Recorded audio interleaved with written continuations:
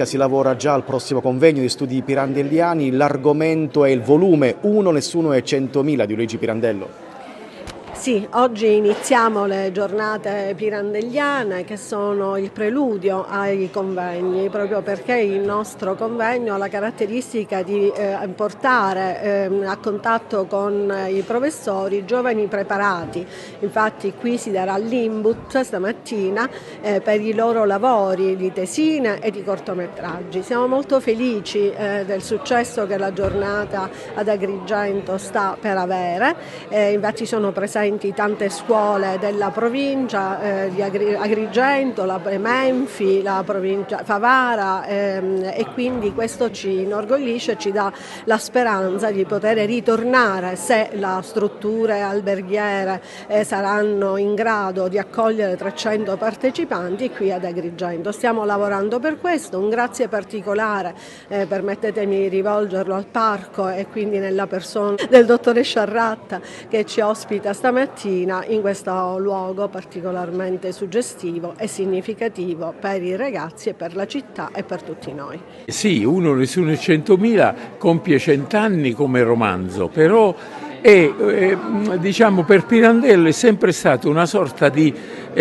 magazzino da cui prendere idee e personaggi, perché già da 15 anni prima, si può dire, era lì che Pirandello ci lavorava e poi finalmente lo ha pubblicato, ma la pubblicazione è solo il momento ultimo di un processo, come diceva lui, fin dagli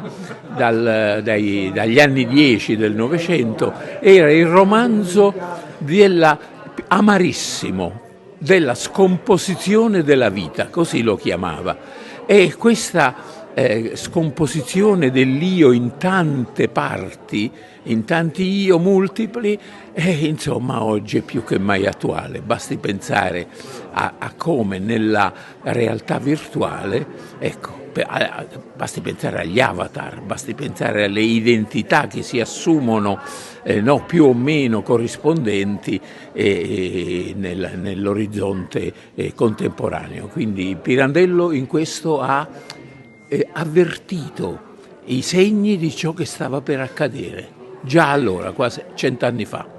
Che risposta vi aspettate dagli studenti che prenderanno parte al convegno? Ma gli studenti sanno che il tema proposto ogni anno per il convegno di dicembre è preparato, le riflessioni compaiono già nei primi mesi dell'anno, proprio perché nelle scuole gli insegnanti possono guidare i loro studenti ad approfondire i temi, e nel convegno il risultato molto bello è che gli studenti con i loro mezzi specifici, che oggi sono soprattutto quelli audiovisivi e digitali, riescono a rendere l'argomento proposto in modo davvero innovativo e originale.